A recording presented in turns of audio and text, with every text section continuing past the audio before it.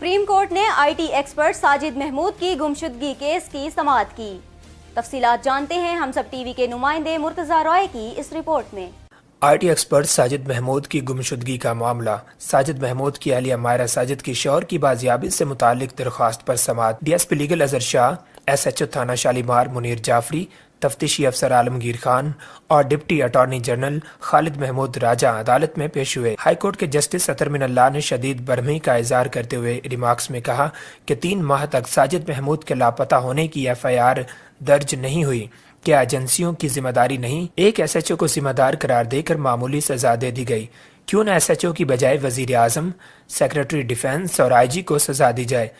Justice Athar Minallah نے remarks دیتے ہوئے کہا کہ عدالت لاپتہ افراد کو ڈھونڈ نہیں سکتی، عدالتوں کا کام تعین کرنا ہوتا ہے کہ کس کی ذمہ داری ہے۔ یہ آئی جی کی نااہلی ہے یا اس کو پتہ نہیں کہ اس کے نیچے ایس ایچ او کیا کر رہا ہے؟ خدا نخواستہ آئی جی کے بچے کو کچھ ہو جاتا تو وہ ایسے ہی بیٹھے رہیں گے؟